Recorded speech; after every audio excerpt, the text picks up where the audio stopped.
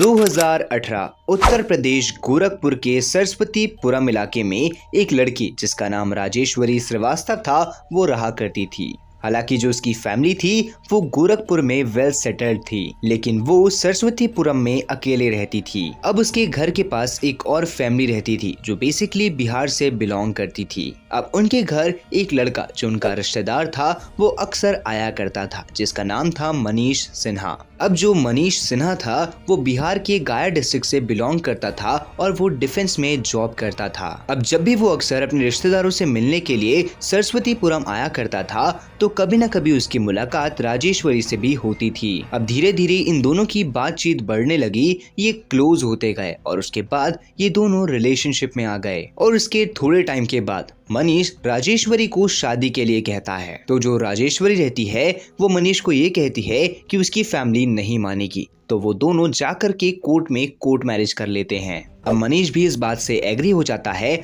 और वो दोनों कोर्ट मैरिज कर लेते हैं। अब जो मनीष रहता है वो राजेश्वरी को अपने घर यानी कि बिहार के गया डिस्ट्रिक्ट में ला लेता है और वो दोनों अपनी फैमिली के साथ वेल सेटल्ड हो जाते हैं। सब कुछ नॉर्मल चल रहा होता है। लेकिन 1 जून 2018 मनीष और राजेश्वरी ये दोनों नेपाल जाने के लिए प्लानिंग करते हैं। अब उसी शाम पे ये फ्लाइट से नेपाल जाते हैं। अब इनके प्लान के अकॉर्डिंग ये नेपाल में 3 दिन का स्टे करने वाले थे। ये 3 दिन तक वहाँ पर घूमते हैं। उसके बाद 3 जून 2018 अब इस दिन इनकी इंडिया वापस आने की फ्लाइट थी, लेकिन तभी राजेश्वरी ये कहती है कि मनीष तुम वापस चले जाओ, मैं यहाँ पर कुछ दिन तक और घूमूंगी। अब जो मनीष था उसे जॉब पे जाना था, तो वो राजेश्वरी को ये चीज की परमिशन दे देता है कि तुम यहाँ पर अकेले रह जाओ, क्योंकि शादी से पहले भी जो राजेश्वरी थी वो अक्सर अकेले ही रहा करती थी। अब 3 तारीख की शाम मनीष वापस नेपाल से आ जाता है। वो 4 तारीख की सुबह को राजेश्वरी को कॉल करता है और उससे उसका हालचाल पूछता है। उस वक्त सब कुछ सही रहता है।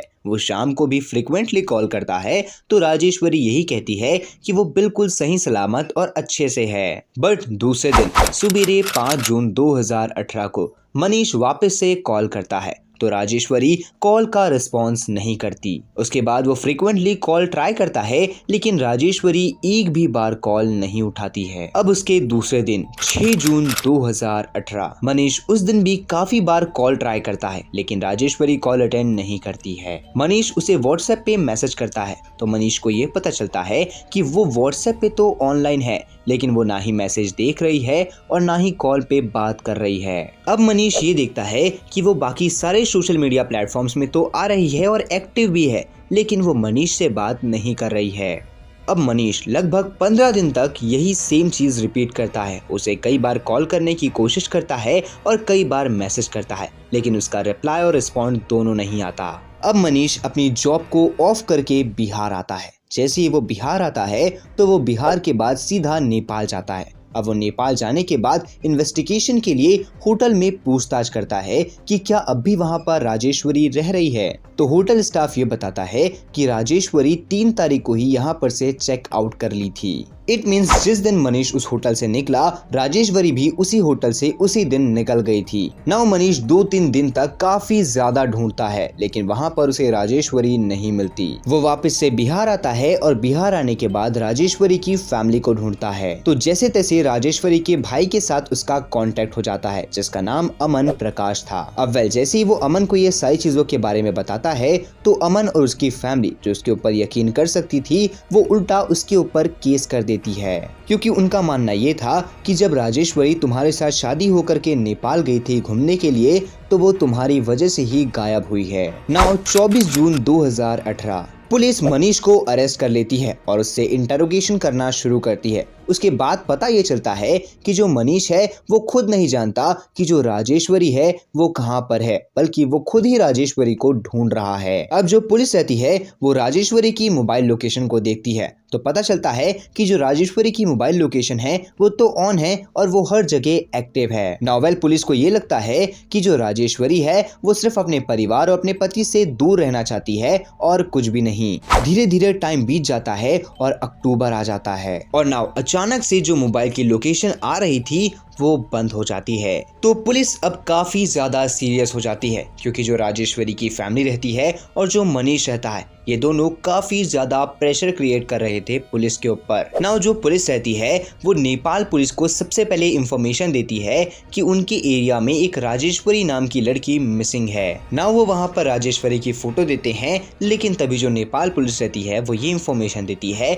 कि उन्हें एक डेड बॉडी मिली है जिसका चेहरा राजेश्वरी से मैच कर रहा है। नाउ वो सारे लोग नेपाल पहुंचते हैं और वो डेड बॉडी को डिक्लेयर करते हैं कि वो राजेश्वरी की ही बॉडी है। तो नेपाल पुलिस ये बताती है कि 8 जून को ये बॉडी उन्हें एक पहाड़ी के नीचे से मिली थी। नाउ पुलिस के दिमाग में सबसे बड़ा क्वेश्चन ये आता है कि जब राजेश्वरी की डेथ 8 तारीख को ही हो गई थी तो उसका फोन अक्टूबर तक कैसे एक्टिव था। नाउ इसी चीज की प्रॉपर इन्वेस्टिगेशन करने के लिए वो नेपाल में ही रुकती है, लेकिन पूरे नेपाल में इन्वेस्टिगेशन करने के बाद उन्हें कोई भी सबूत नहीं मिलता। जिसके बाद वो राजेश्वरी की कॉल डिटेल्स चेक करती है तो उन्हें एक नंबर मिलता है जिससे राजेश्वरी फ्रीक्वेंट टाइम्स में बात करा करती थी। जब वो नंबर के बारे में डिटेल्स निकाली जाती है तो पता चलता है कि वो नंबर किसी और का नहीं बल्कि गोरखपुर के सबसे फेमस डॉक्टर्स में से एक डीपी सिंह, जिसका पूरा नाम धर्मेंद्र प्रताप सिंह था, उसका था। अब जो ये डॉक्टर थे, इनका एक हॉस्पिटल था जिसका नाम आर्यन हॉस्पिटल था, जो कि गोरखपुर में था। अब पुलिस सबसे पहले इन्वेस्टिगेशन करने के लिए आर्यन हॉस्पिटल यानी कि डीपी सिंह के पास जाती है। वहां पर वो उनसे पूछती है कि क्या आप राजेश्वरी के बारे में जानते हैं। तो डीपी सिंह सीधा ये कहता है कि वो राजेश्वरी के बारे में कुछ भी नहीं जानता, उसे ये भी नहीं पता है कि राजेश्वरी कौन है। लेकिन जो पुलिस रहती है उसे शक होता है कि शायद डीपी सिंह झूठ कह रहा है, तो वो डीपी सिंह के खिलाफ कुछ सबूत ढूंढती है। वो सबसे पहले उसकी मोबाइल की लोकेशन को चेक करती है, तो ये पता चलता है कि 3 जून से लेकर के 6 जून तक जो डीपी सिंह था उसकी मोबाइल की लोकेशन नेपाल की थी, और जो ये लोकेशन थी वो एग्जैक्टली राजेश्वरी की लोकेशन से मैच हो रही थी। नाउ पुलिस ये सबूत लेकर के वापस से डीपी सिंह के पास जाती है, तो उस वक्त भी जो डॉक्टर रहता है वो उन्हें कुछ भी चीज बताने से मना कर देता है, और वो ये कहता है कि ये जो नंबर है ये उसका नहीं है। अब हालांकि वो पूरे गोरखपुर का सबसे फेमस डॉक्टर्स में से एक था, उसके पास कई सारा पैसा था, जिसकी वजह से पुलिस उसके ऊपर डायरेक्ट एक्शन नहीं ले पा रही थी। नाउ जो पुलिस रहती है वो उसके ऊपर कोई ठोस सबूत ढूंढना चाहती है, तो वो वापस से नेपाल जाती है और वो ये देखती है कि कौन कौन सी गाड़ी है जो नेपाल बॉर्डर को क्रॉस करी है। लेकिन तभी पता चलता है कि उसी में से जो एक गाड़ी है वो डीपी सिंह की भी है। अब ये एक पुख्ता सबूत रख के जो पुलिस रहती है वो डायरेक्टली डॉक्टर डीपी सिंह को अरेस्ट कर लेती है, और वो उसी के साथ साथ जो उसका ड्राइवर रहता है जिसका नाम प्रमोद कुमार था उसे भी अरेस्ट करती है, और उनके साथ गाड़ी में एक हेल्पर भी था जिसका नाम दीपक था, उसे भी। अब ये सबसे इन्वेस्टिगेशन करी जाती है, तो उस वक्त जो डॉक्टर रहता है वो कुछ भी चीज बताने से मना कर देता है, लेकिन जो ड्राइवर प्रमोद कुमार रहता है और जो हेल्पर दीपक था वो सब कुछ सच सच बता देता है। वो दोनों ये बताते हैं कि हाँ, वो 3 तारीख को नेपाल गए थे और 6 तारीख को वहां से वापस आए थे। अब जैसे ये बात डीपी सिंह को पता चलती है तो डीपी सिंह भी ज्यादा टाइम तक अपनी बातों को नहीं छुपा पाता है, लेकिन वो एक ऐसा सच बताता है जो सच सुनने के बाद वहां पर हर एक इंसान पूरी तरीके से शॉक हो जाता है। तो डॉक्टर ये बताते हैं सन 2006 जब आर्यन हॉस्पिटल को गोरखपुर में ओपन किया गया था, तब राजेश्वरी श्रीवास्तव जो कि अपने फादर को फ्रीक्वेंट बेसिस में उस हॉस्पिटल में लेके आया करती थी, लेकिन उसी की आड़ में डॉक्टर डीपी सिंह और राजेश्वरी श्रीवास्तव ये दोनों की बातचीत शुरू हो गई। अब बातचीत होते होते जो डॉक्टर डीपी सिंह थी उसकी नीयत राजेश्वरी के ऊपर खराब हो गई, ये दोनों रिलेशनशिप में आ गए। लेकिन 2011 में राजेश्वरी को ये पता चलता है कि जो डॉक्टर डीपी सिंह है वो पहले से ही शादीशुदा है और उसका एक लड़का भी है, जिसके बाद डॉक्टर और राजेश्वरी दोनों के बीच में बहुत ज्यादा लड़ाई होती है। लेकिन जो डॉक्टर डीपी सिंह था वो राजेश्वरी को छोड़ना नहीं चाहता था, जिसके कारण वो 2011 में ही एक मंदिर में जाकर के राजेश्वरी के साथ शादी कर लेता है। अब जैसी ये बात राजेश्वरी के घर में पता चलती है तो उसके फादर को ट्रॉमा हो जाता है, जिसकी वजह से वो एक्सपायर हो जाते हैं और उसके घर वाले राजेश्वरी को निकाल देते हैं, और यही वो रीजन था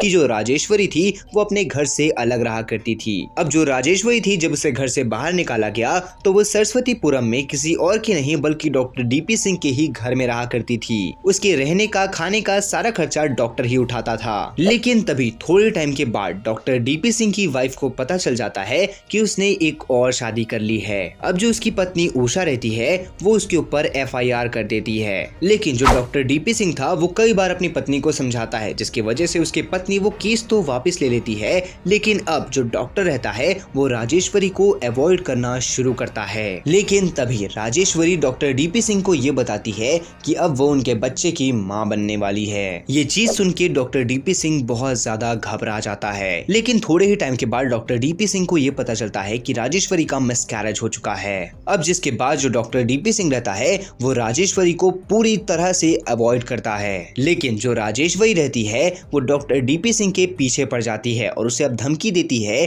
कि अगर वो उसे रहने खाने का खर्चा नहीं देगा तो वो उसकी सारी प्राइवेट फोटोज को पब्लिक कर देगी। अब इस चीज से डॉक्टर बहुत ज्यादा परेशान हो जाता है। लेकिन धीरे धीरे वक्त बीतता है।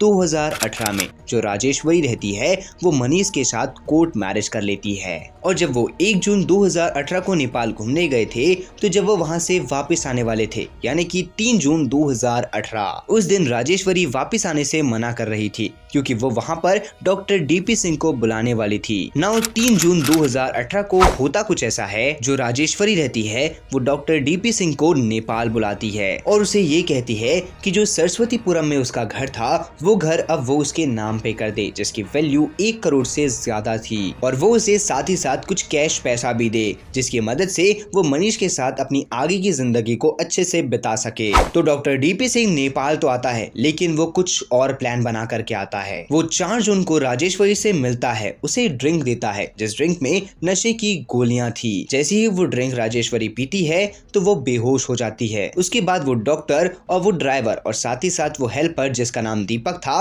वो तीनों मिलके उसे पहाड़ी के ऊपर ले जा करके फेंक देते हैं। लेकिन तभी जो उसका फोन रहता है उसे एक्टिव रखना चाहते थे ताकि सब लोग को ये लगे कि जो राजेश्वरी है वो अभी तक जिंदा है। वो वही हेल्पर जिसका नाम दीपक था उसे फोन देते हैं और उसे पूरी इंडिया की अलग अलग लोकेशन पे घूमने के लिए कहते हैं जिससे सबको ये लगे कि राजेश्वरी जिंदा है। अब तो ये तीनों लोग अरेस्ट हो चुके हैं, लेकिन आपको क्या लगता है कि यहाँ पर सबसे बड़ी गलती वो डॉक्टर की थी या वो लड़की जिसने ये सारे कांड को किया था? आप अपनी ओपिनियन कमेंट बॉक्स में जरूर बताइएगा। बाकी आप ऐसी ही क्राइम डॉक्यूमेंट्रीज देखना चाहते हैं तो हमारे चैनल को सब्सक्राइब करके बेल आइकन कॉल पे सेट करना मत भूलना। मैं मिलता हूँ आप लोगों से नेक्स्ट वीडियो में।